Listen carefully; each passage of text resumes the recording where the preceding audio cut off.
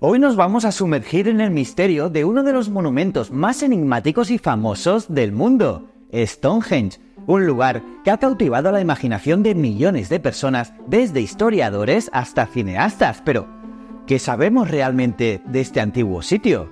Vamos a descubrirlo. Hola, curiosas y curiosos de la historia. En este vídeo vamos a hablar sobre ese icónico conjunto de piedras en la llanura de Salisbury, en Inglaterra. Unas piedras que han sido un enigma durante más de 5.000 años. Un monumento que ha visto pasar milenios y aún hoy guarda secretos que ni los más expertos pueden descifrar completamente. ¿Quiénes lo construyeron y por qué lo hicieron? Pues todo eso lo vamos a analizar hoy. Mola, ¿no? Además, si queréis venir a ver Stonehenge in situ conmigo, sí, en persona, lo tienes, pero que muy fácil, ya que el Cubili Peter y yo estamos organizando un viaje espectacular por Gran Bretaña este verano, en agosto.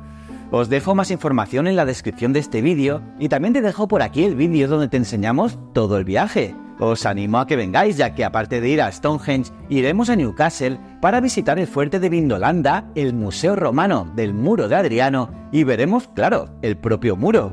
Pero también veremos las termas romanas de Bath, iremos al Museo de Historia Natural de Londres o a la Catedral de Salisbury. Y como os expliqué en el vídeo anterior, también iremos al Museo Británico, al British. Así que si en agosto no tenéis nada que hacer, acompañadnos en este alucinante viaje. Además, hay una oferta si os apuntáis con antelación. Pero hoy toca hablar de Stonehenge. Y antes, si no quieres perderte ningún detalle de mis vídeos de historia, te recomiendo suscribirte y darle a la campanita y un buen like, si te gusta el vídeo, claro. Soy JJ Priego, esto es Historias de la Historia, y aquí se cuenta la historia de otra forma. ¿Quieres saber más? ¡Acompáñame!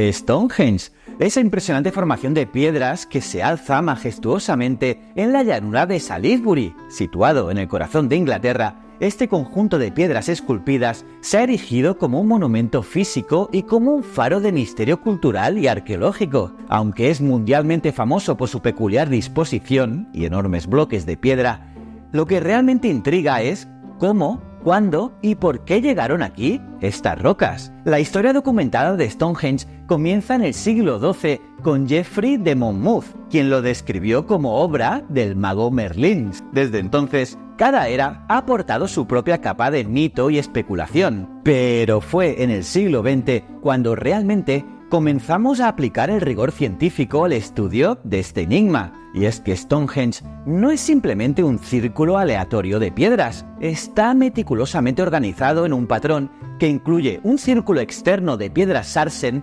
gigantes con dinteles horizontales encima y un arreglo más íntimo de piedras azules en el centro. Las piedras sarsen son un tipo de arenisca que se encuentra comúnmente en el sur de Inglaterra, y los dinteles son las piezas horizontales que se colocan sobre los bloques verticales de piedra, formando parte de la estructura superior del monumento. En cambio, las bluestones, las piedras azules, son un grupo de piedras más pequeñitas en comparación con las sarsen, y son famosas por haber sido transportadas desde distancias relativamente largas hasta aquí, hasta Stonehenge. Y su nombre se debe a que puede tomar un tono azulado cuando están mojadas o recién cortadas. Pero lo más asombroso de todo es que estas estructuras, aparte de ser enormes, están alineadas con precisión astronómica. A lo largo de los años, las excavaciones y los estudios han revelado que Stonehenge fue construido en varias fases durante un periodo de aproximadamente 1500 años, comenzando alrededor del 3000 a.C. Y ojo que los primeros indicios no eran de piedra, no, sino postes de madera, lo que nos dice que la intención y el diseño del sitio evolucionaron con el tiempo. Y gracias a los avances tecnológicos, incluidos la datación por radiocarbono y las imágenes por satélite, ahora podemos entender mucho más sobre cómo se construyó este sitio y qué propósitos podría haber servido. Estos métodos no solo nos ayudan a entender el cómo, sino también el porqué detrás de las estructuras, alineándolas con fenómenos astronómicos específicos y posibles usos rituales o sociales. Y es que si te gusta la prehistoria, este lugar es alucinante, ya que apreciamos su espectacular construcción, pero a la vez vemos un testimonio de la ingeniería neolítica y la complejidad cultural de nuestros antepasados. Y eso mola un montón. Pero, ¿quién construyó este monumental conjunto de piedras y qué nos pueden contar los datos arqueológicos sobre ellos? Pues bien, el primer indicio sobre los constructores de Stonehenge nos lleva a los pueblos neolíticos de las Islas Británicas, alrededor del 3000 a.C. Estos primeros constructores empezaron lo que sería un proyecto milenario, excavando el primer círculo y los fosos de lo que ahora conocemos como el complejo de Stonehenge. Los estudios sugieren que estos primeros británicos eran comunidades agrarias avanzadas con un fuerte sentido de la estructura social y religiosa.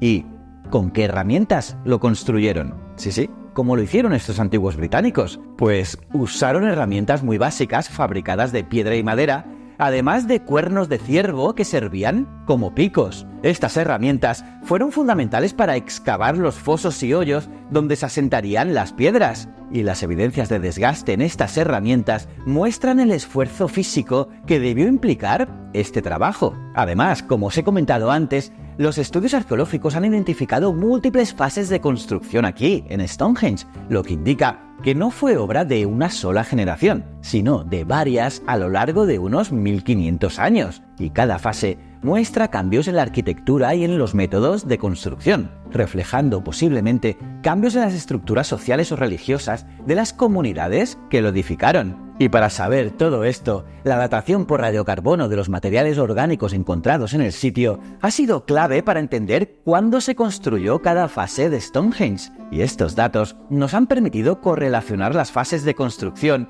con periodos específicos de la prehistoria británica, descartando antiguas teorías que atribuían la construcción a civilizaciones posteriores como los romanos o incluso a pueblos místicos. Por otro lado, investigaciones recientes han revelado que durante la construcción de Stonehenge hubo significativas olas migratorias hacia las Islas Británicas desde áreas distantes como el continente europeo. Y eso es flipante, porque análisis genéticos de restos humanos de la época indican una mezcla de linajes, lo que sugiere que Stonehenge pudo haber servido como un importante centro cultural o espiritual para grupos diversos, posiblemente uniendo a estas comunidades en tareas comunes. Pero más allá de los aspectos físicos y cronológicos de su construcción, Stonehenge también refleja la cosmovisión y la estructura social de sus constructores, porque la alineación con los solsticios sugiere un profundo conocimiento astronómico y su posible función como calendario o lugar de ceremonias. Y esto nos habla de una sociedad que era capaz de movilizar recursos a gran escala y que también poseía un avanzado conocimiento del mundo natural. Y por ello, a pesar de los miles de años transcurridos, el legado de los constructores de Stonehenge sigue vivo. Cada descubrimiento reciente nos ayuda a conectar con esas personas que, con simples herramientas y una visión monumental,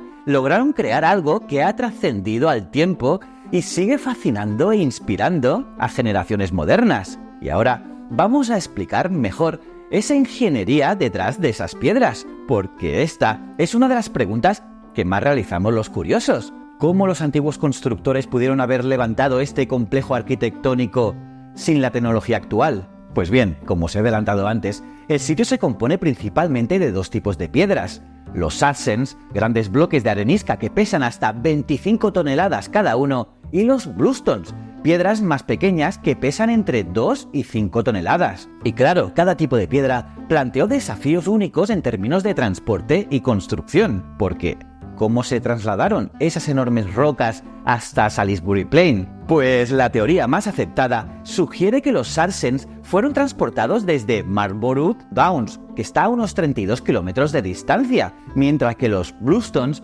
probablemente vinieron de las colinas Preseli en Gales, a más de 200 kilómetros. Tela, ¿eh? Y para ello, los constructores podrían haber utilizado una combinación de trineos y rodillos de madera, así como ríos y vías fluviales para facilitar el transporte. Y una vez en el sitio, cada piedra se tallaba meticulosamente para asegurar que encajaran perfectamente. Y a partir de aquí, y no es poca cosa, el desafío siguiente era erigir esas piedras, y para ello probablemente los constructores excavaron hoyos profundos donde se insertarían las piedras verticalmente. Se cree que utilizaban una técnica de relleno y empalme, rellenando los hoyos con rocas y tierra para mantener las piedras en posición vertical, y para levantar las piedras podrían haber utilizado estructuras de madera en forma de A y sistemas de poleas. Eso sí, la construcción de las estructuras de dintel sobre los sarsens es quizás uno de los aspectos más impresionantes de Stonehenge, porque las piedras horizontales o dinteles se colocaron encima de los sarsens verticales formando un círculo continuo. Además, estas piedras no solo se apoyaban de las verticales, sino que también estaban unidas mediante técnicas de encaje similares a las uniones en carpintería, lo que aseguraba la estabilidad de la estructura. Y claro, la precisión con la que fueron construidas estas estructuras sugiere un nivel de conocimiento y habilidad en geometría y física que es notable para una sociedad del Neolítico. Y aparte, las alineaciones astronómicas y la simetría del monumento indican que los constructores tenían un conocimiento avanzado de observación del cielo y matemáticas aplicadas. Alucinante, ¿eh? Pero además de todo eso, construir Stonehenge requirió una extraordinaria coordinación social. Reunir a la comunidad para transportar y erigir estas piedras habla de una sociedad con fuertes lazos sociales y liderazgo organizado, capaz de movilizar grandes grupos para trabajos intensivos durante generaciones. Y sí, aunque la estructura física de Stonehenge nos impresiona, la verdadera intriga radica en su propósito y significado. ¿Por qué construirían nuestros ancestros neolíticos tal monumento? Pues bien, uno de los propósitos más aceptados de Stonehenge es su uso como observatorio astronómico, ya que la alineación precisa de las piedras con los solsticios de verano e invierno sugiere un entendimiento sofisticado de los ciclos celestiales, ya que no solo marcaba los cambios estacionales, sino que también podría haber sido crucial para las prácticas agrícolas, la caza y la recolección,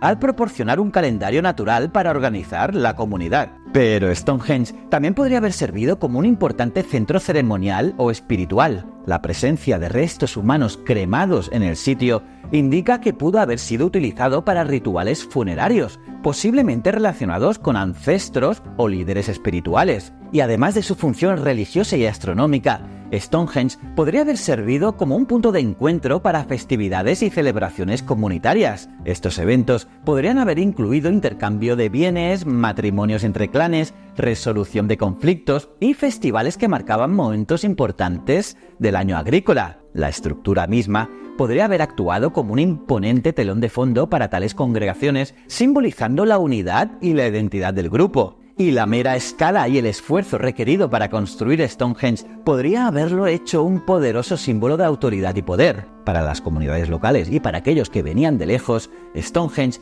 podría haber representado la manifestación física del poder y la influencia de una élite gobernante o religiosa. Un monumento diseñado para impresionar e imponer. Y ojo, que algunas teorías recientes proponen que Stonehenge podría haber funcionado como un centro de sanación, donde las personas buscaban alivio espiritual y físico. Y es que los Bluestones en particular son famosos por sus supuestas propiedades curativas, y su presencia en el sitio podría indicar que las personas realizaban peregrinaciones a Stonehenge en busca de curación para enfermedades o dolencias. Pero bueno, las investigaciones siguen y siguen. Cada capa de tierra removida y cada análisis realizado puede ofrecer nuevas pistas sobre su verdadero propósito. La arqueología moderna, combinada con tecnologías como la teledetección y el análisis de isótopos, continúa descubriendo datos que nos acercan a comprender este enigma prehistórico. Por ejemplo, la aplicación de técnicas de datación por radiocarbono y luminiscencia ha proporcionado nuevas perspectivas sobre